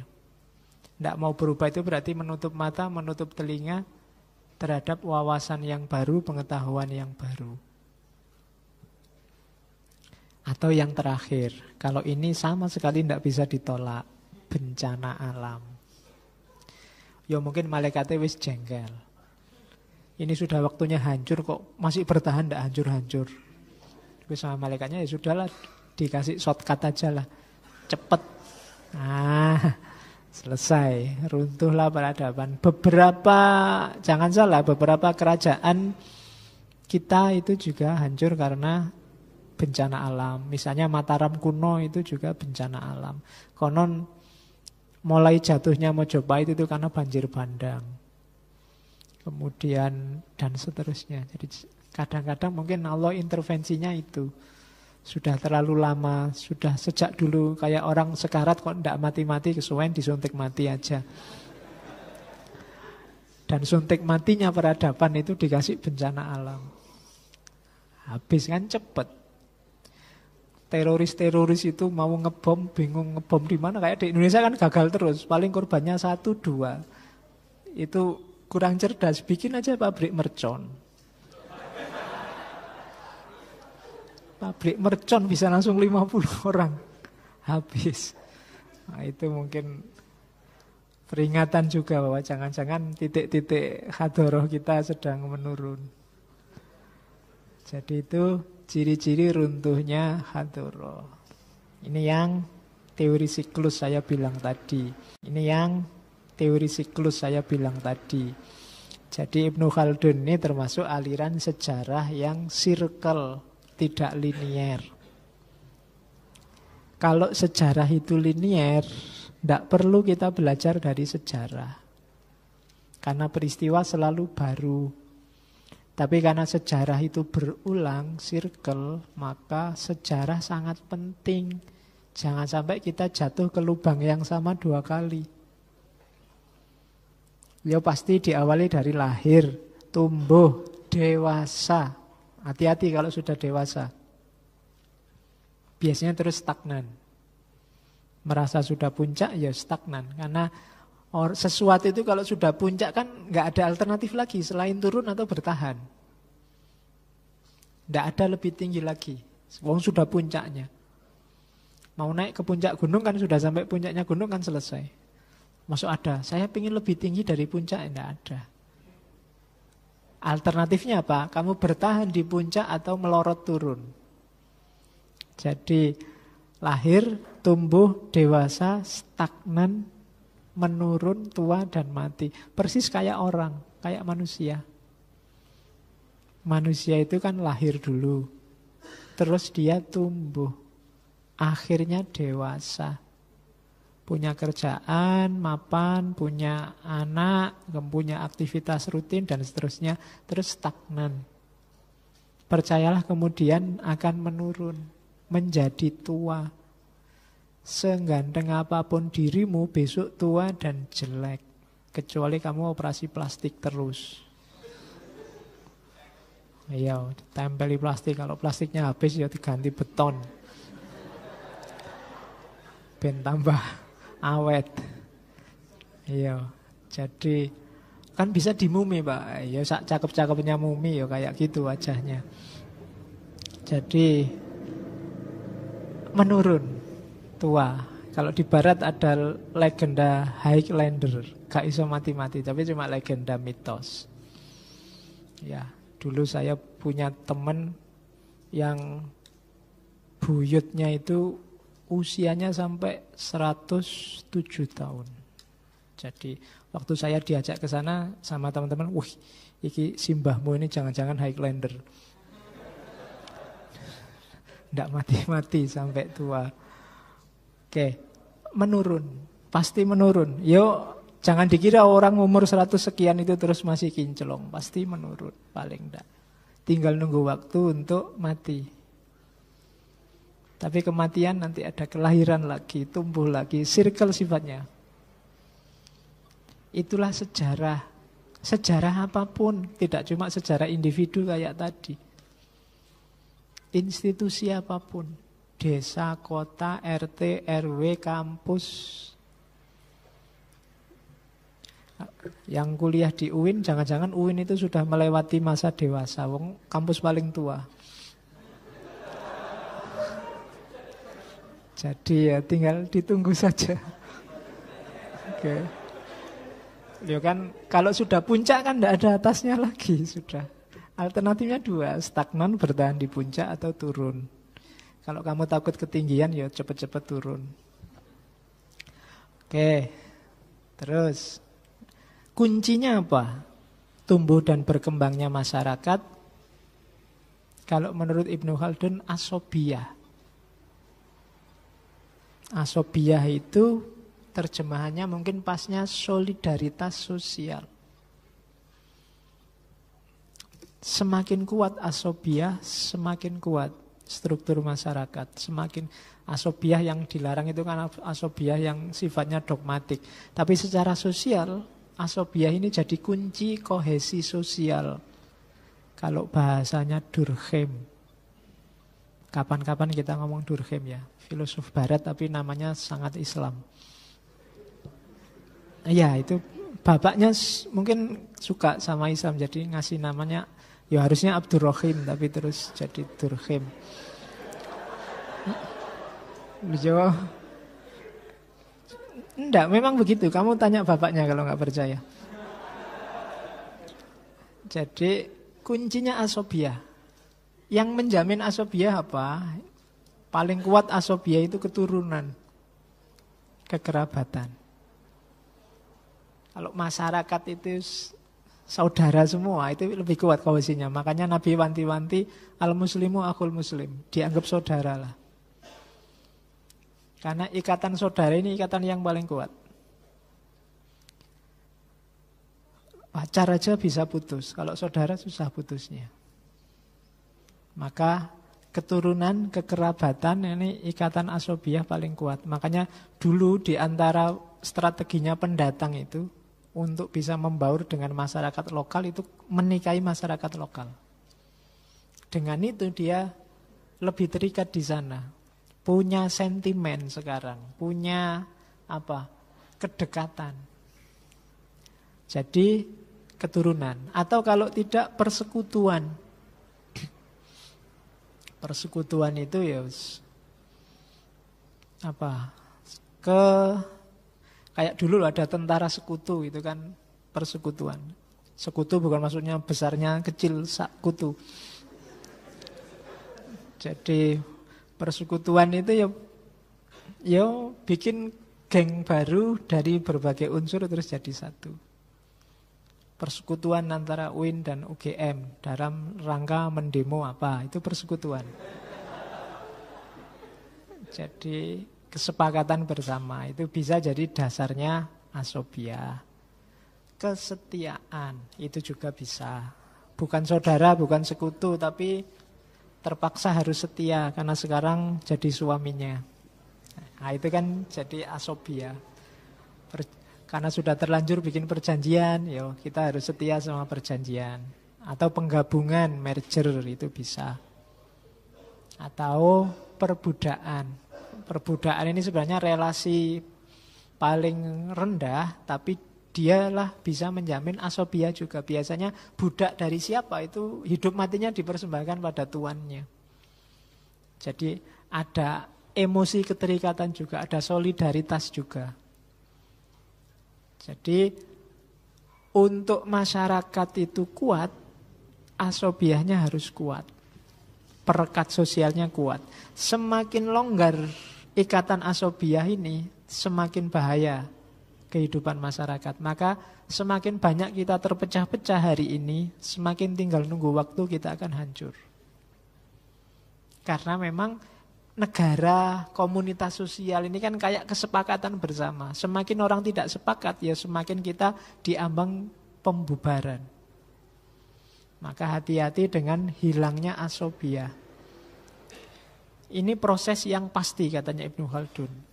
Asobiyah mempengaruhi tumbuhnya negara. Jadi ini loh yang teori siklus tadi.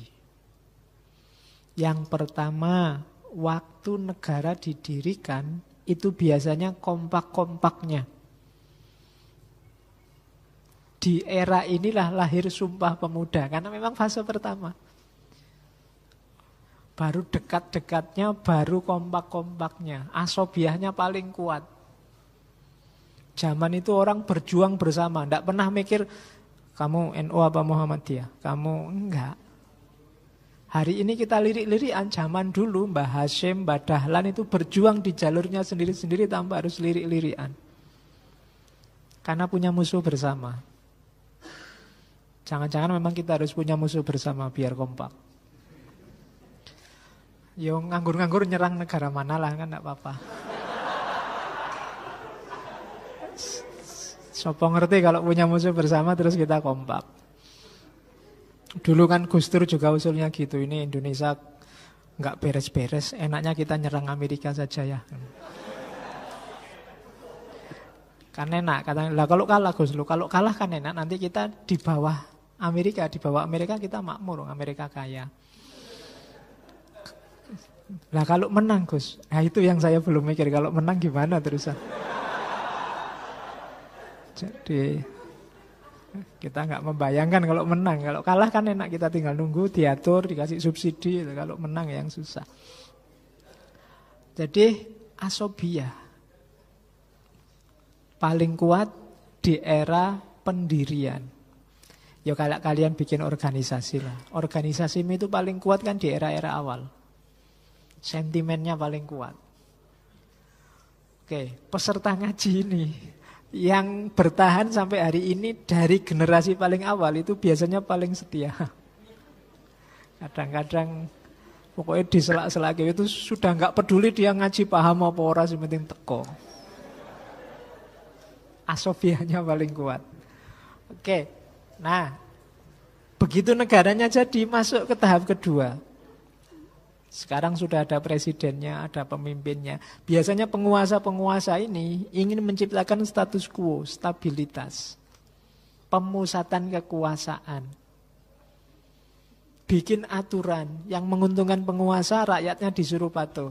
Era kedua ini masih sukses, asobianya masih lumayan, tapi sudah mulai turun. Jadi ketika penguasa mulai bikin aturan-aturan, mulai ngatur-ngatur sehingga ada yang sampai yang tertindas, ada yang sampai terpinggirkan. Mulai asobiahnya turun. Ini era membangun. Kalau di Indonesia mungkin zaman Pak Soeharto. Era pertama zaman Pak Soekarno. Cuma itu Ibnu Khaldun tidak ngerti, Indonesia presidennya banyak setelah itu. Itu kan cuma sampai 5. Harusnya bisa sampai 7. Oke, jadi mulai luntur di era ketika pemantapan kekuasaan. Karena untuk memantapkan kekuasaan harus bikin aturan-aturan, bikin batas-batas yang membuat pasti ada 1-2 kelompok yang terpinggirkan. Dari situ asobiah mulai turun. Apalagi yang ketiga. Sekarang sukses pembangunannya. Yang terjadi apa? Orang jadi santai. Sekarang fase menikmati kesuksesan. Menikmati jerih payahnya para pendahulu. Nah, ini mulai sudah. Semangat menikmati itu biasanya melunturkan asobia. Karena menikmati itu ada logika. Kok sana lebih nikmat, aku ndak. Kalau sebelumnya di era perjuangan orang berlomba-lomba mengorbankan. Tapi di era santai dan menikmati ini orang berlomba-lomba jangan sampai kalah. Lah kok enak sana begitu, aku kok begini. Itu mulai lemah sudah asobiahnya. Komitmen kebersamaannya mulai turun. Itu fase ketiga. Ini negaranya makmur sudah. Tapi asobiahnya lemah. Fase keempat masuk. Tadi kan santai, akhirnya terbentuk era keempat. Apa? Males. Tadi kan tinggal menikmati. Sekarang peradabannya ganti, peradaban malas. Itu bahaya paling besar yang mengancam negara itu sebenarnya bahaya malas. Kalau cuma narkoba bisa direhabilitasi, tapi orang males itu susah, tidak ada rehabilitasinya. Ya kan? Tidak ada rehabilitasi orang-orang males itu tidak ono. Orang males itu cirinya apa? Dia pengen hasil tapi males usaha. Tidak mau usaha. Pinginnya dia dapat enak terus, tapi perjuangannya ya kamu yang berjuang. Sebagai pemimpin tugasmu, kan senangannya gitu. Itu generasi malas sudah. Jadi begitu masuk fase keempat ini jangan mikir asobia sudah. sudah wassalam. Orang sudah cenderung pasif. Negara mulai kacau. Kenapa tidak produktif lagi sekarang? Kebutuhan mulai tidak terpenuhi. Mulai males. Nah, ketika males ini terjadi, pasti masuk ke fase kelima. Apa? Menghabiskan sumber daya. Modal kita sedikit demi sedikit kita pakai sendiri untuk memenuhi kebutuhan. Kemarin nggak terpenuhi. Kenapa? Karena kita males. Kalau sudah ini nggak usah ngomong asobia lagi sudah. Itu satu langkah menuju wallahu a'lam bishawab. Jadi wassalam sebentar lagi. Jadi sumber daya alam, sumber daya manusia habis. Karena kita tidak bisa memproduksi yang baru. Kenapa? Masyarakatnya males. Karena sebelumnya dibentuk hanya untuk menikmati. Jadi dari situ lingkaran sejarah akan berulang lagi. Kalau sudah hancur, pasti akan lahir yang baru. Nah, prosesnya akan begitu lagi. Yang beda cuma durasinya. Lama-lama pasti terjadi. Setelah era mendirikan yang asobianya kuat, pasti ada era membangun. Ini tinggal pinter-pinternya penguasa. Kapan sampai durasinya lebih panjang apa lebih pendek. Karena pasti akan nyampe pada setelah membangun menikmati. Kalau sudah terbiasa menikmati pasti males. Begitu males, modalnya lama-lama habis, yang terjadi menghamburkan kekayaan, menghamburkan kas, menghamburkan saving. Dan itu akan hancur lagi, akan lahir yang baru lagi. Terus begitu. Itulah sejarah yang berulang. Itulah mungkin yang dibilang oleh Hegel kemarin, ternyata satu-satunya hal yang kita pelajari dari sejarah adalah kita tidak pernah belajar dari sejarah.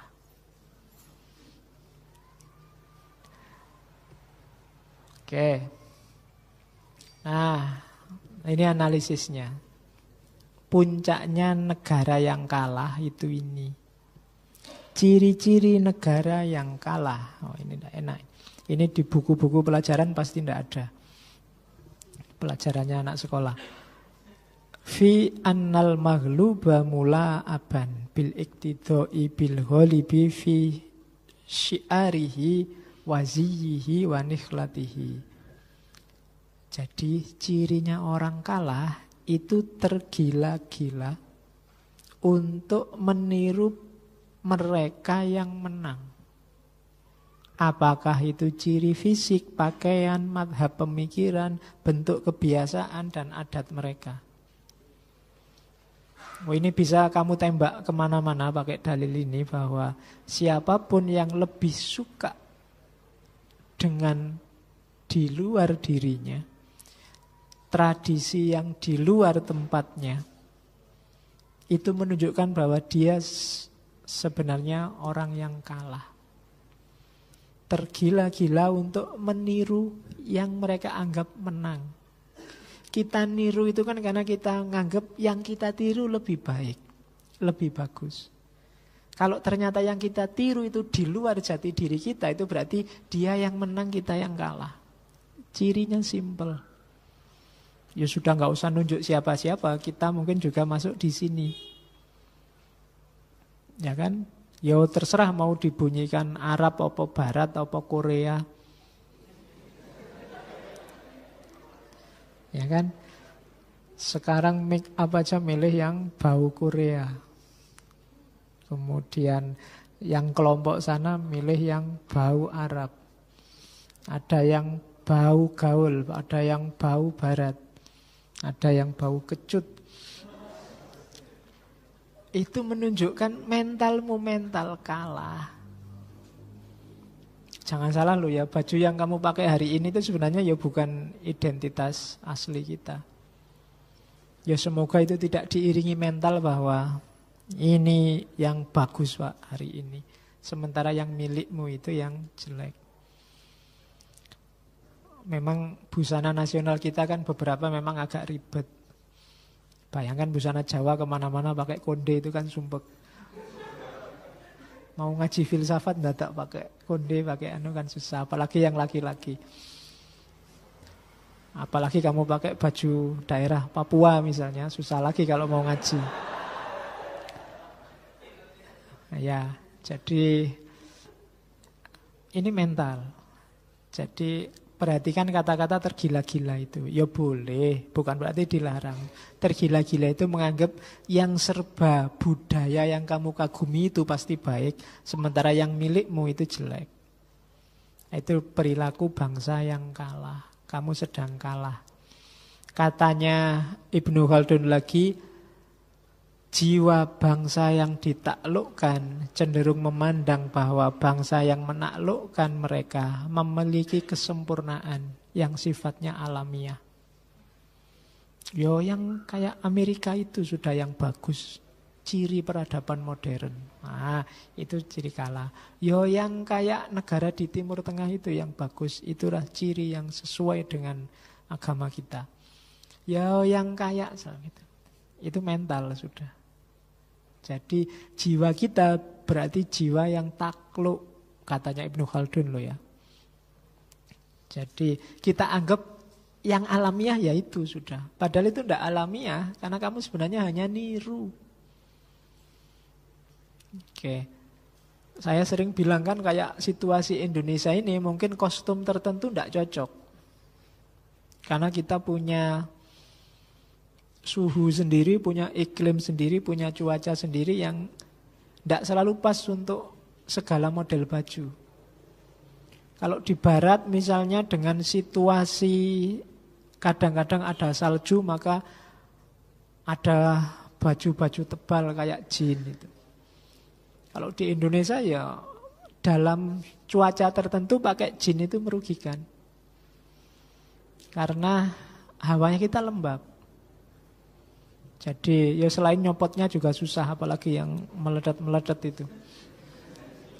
Ya. Jadi itu situasi kontekstual kita yang punya jati diri sendiri. Makanya zaman-zaman dulu, coba lihat foto-foto Indonesia zaman dulu itu kan masyarakatnya banyak yang tidak pakai baju. Karena kita udaranya memang lembab. Ya mungkin hari ini tidak masalah kita pakai baju, karena kalau nggak pakai baju malah bahaya. Tapi kan ada AC, ada kipas, tertolong dengan itu. Tapi seandainya tidak ada apa-apa, kita situasinya memang lembab. Agak tidak bagus kalau kita pakai baju tertutup terus. Kayak kalian ini kan selalu pakai baju tertutup full. Ya makanya kalau pas tidak banyak orang kamu boleh merdeka tidak pakai baju. Itu lebih bebas. Tidak masalah kalau tidak ada orang loh ya. Kalau ada orang hati-hati. Yang ngeri kan sekarang bukan dilihat orang terus malu. Karena sekarang tiap orang pegang HP. Karena begitu lihat kamu tidak pakai baju, besok mesti viral. Yang ngeri kan di situ sekarang, relasi sosialnya berubah. Terus katanya Ibnu Khaldun, level penundukan itu biasanya memang diawali dari penundukan fisik. Ya kayak dulu kita dijajah. Hari ini mungkin kita juga dijajah oleh produk-produk, oleh konsumsi. Baru setelah itu mental. Kalau sudah mental yang jatuh, ya sudah. Alamat bahwa memang kita sudah benar-benar kalah. Mental kita, mental bangsa yang kalah.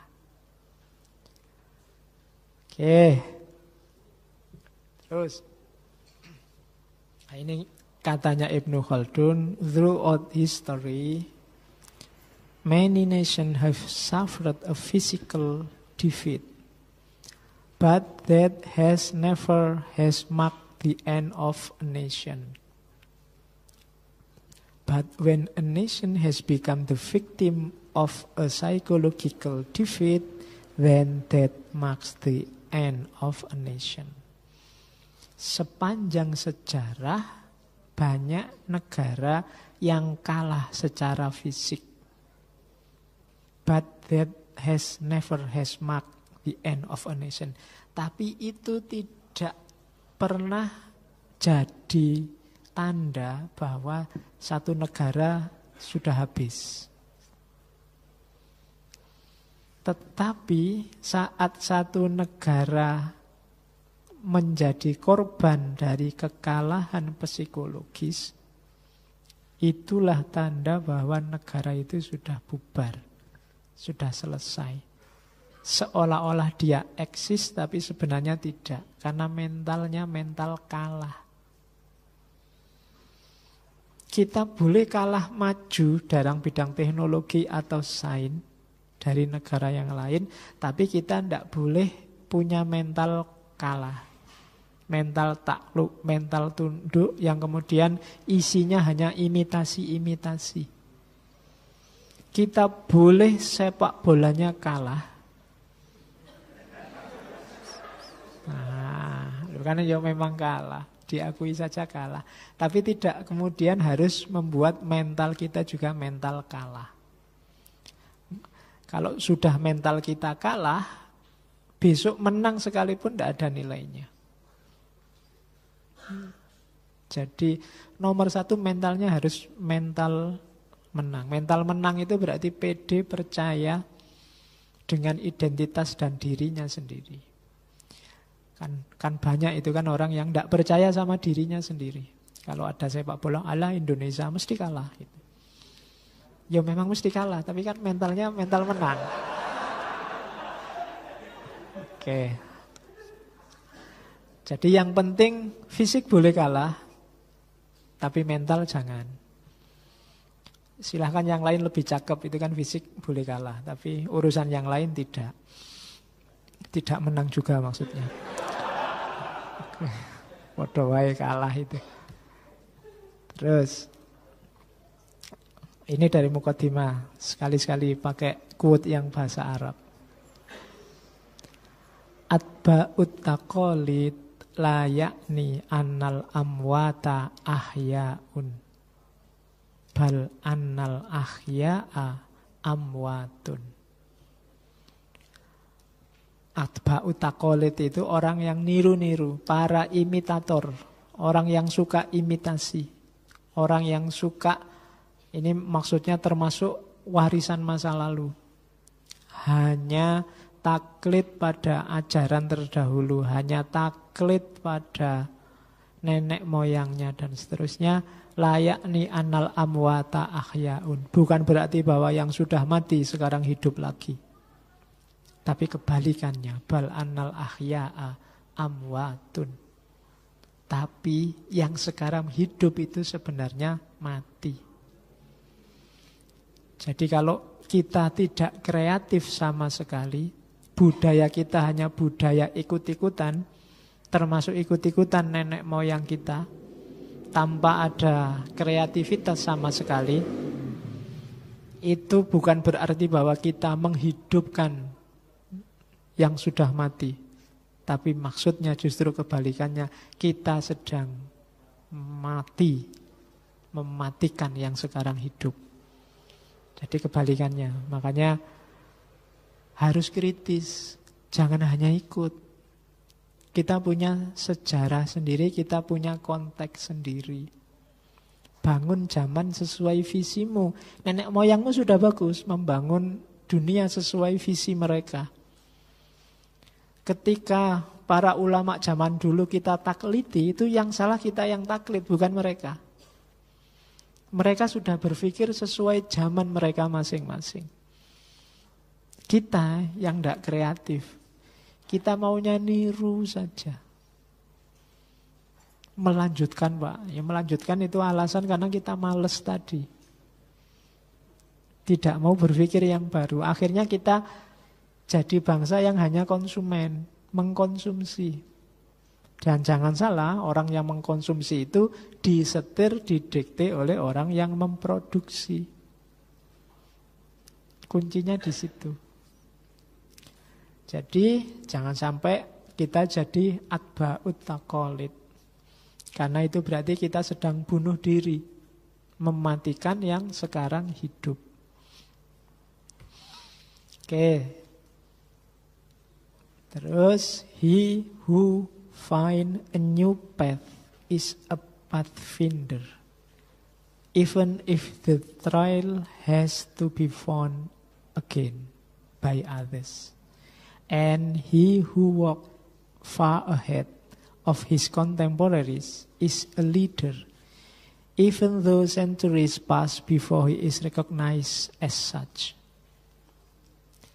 Dia yang menemukan jalan yang baru adalah seorang pelopor, seorang pemandu, meskipun masih harus dilanjutkan, ditemukan lagi jalannya oleh orang lain. Jadi kalau kita kreatif menghasilkan sesuatu, kitalah pelopor yang sejati, kitalah pionir, meskipun belum sempurna, karena nanti pasti akan dilanjutkan oleh yang lain. Tidak ada manusia yang sempurna. Jadi kitalah pathfinder, jadi seorang yang bikin jalan, bukan orang yang marah-marah ketika jalan sudah jadi. Hari ini kan banyak orang yang jalannya wis dadi baru nesu-nesu. Bukan karena jalannya, karena ganti ruginya kurang. Dan yang kedua, dia yang berjalan jauh di depan orang-orang sekelilingnya adalah seorang pemimpin. Meskipun berabad-abad berlalu dan dia belum diakui sebagai pemimpin. Jadi kita yang sudah maju ke depan, kemudian ngasih contoh di depan, sebenarnya kitalah pemimpin. Meskipun nggak ada yang akui, sampai besok-besok mungkin belum diakui orang, tapi tidak usah khawatir dengan pengakuan, kitalah pemimpin. Jadi ini mendorong kita untuk kreatif terus, aktif, jangan males, biar peradaban kita tidak runtuh. Itu maunya Ibnu Khaldun. Oke, kalimat terakhir di Muqaddimah. Jadi sedahsyat itu teori-teorinya Ibnu Khaldun. Beliau tetap merasa bahwa teorinya belum sempurna. Mungkin sarjana lain yang datang kemudian, yang mendapat anugerah Tuhan berupa pikiran yang besar dan keserjanaan yang kokoh, ada yang ingin memasuki persoalan-persoalan ini secara lebih mendetail daripada yang telah kami lakukan. Jadi dia ingin, ya saya manusia terbatas. Meskipun kita merasa beliau ini sudah dahsyatnya luar biasa, tapi enggak, ini belum selesai. Jangan berhenti di saya. Harus ada penerus-penerusnya. Para generasi selanjutnya lah yang secara bertahap dapat menjawab persoalan-persoalan itu. Sehingga disiplin ini dapat disuguhkan dengan sempurna. Mari kita wujudkan visinya Ibnu Khaldun ini. Seandainya Ibnu Khaldun bangun hari ini, mungkin dia agak, loh kok tidak banyak dari generasi kita yang melanjutkan perjuanganku, malah dari generasi baru tapi yang sana, bukan generasi kita. Itu mungkin beliau sedihnya di situ. Untung beliau tidak bangun. Jadi tugas kita, saya tidak tahu kita membaca sejarah hidup kita hari ini ada di fase mana. Meskipun Ibnu Khaldun bilang bahwa fase-fase itu sifatnya deterministik pasti, tapi kan kita masih paling tidak bergerak di wilayah durasi. Jadi ada titik-titik di mana kita bertahan. Kalau merasa bahwa ini fase malas, ya jangan malas, biar kita tidak masuk ke fase malas. Kalau ini fase tidak produktif, ya kita berusaha untuk produktif, biar kehancuran kita tidak segera. Atau kalau semuanya sudah putus asa, kalau memang saatnya hancur, ayo cepat-cepat dihancurkan biar segera lahir yang baru. Ya, karena ada momen-momen sejarah yang rasanya Tuhan memang mempercepat kehancuran itu. Selain bencana alam, misalnya perang. Perang itu kan fase ketika kehancuran jadi lebih cepat. Jadi mungkin itu kebijaksanaan Tuhan dan jangan dijadikan kebijaksanaan kita. Itu urusannya Tuhan. Tugas kita bertahan agar tidak hancur. Dengan karakter-karakter yang bagus tentu saja. Oke. Saya kira itu Ibnu Khaldun. Minggu depan kita ke barat lagi. Kita ketemu Arnold Toynbee yang Gayanya sebenarnya mirip kayak Ibnu Khaldun, tapi dengan teori yang lebih kompleks versi barat, dan beliau juga nulis buku tebal-tebal tentang sejarah manusia.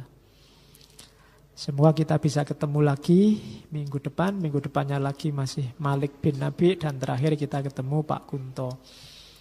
Saya akhiri sekian, kurang lebihnya mohon maaf. Wallahul muwafiq, wallahu a'lam bissawab. Wassalamualaikum warahmatullahi wabarakatuh.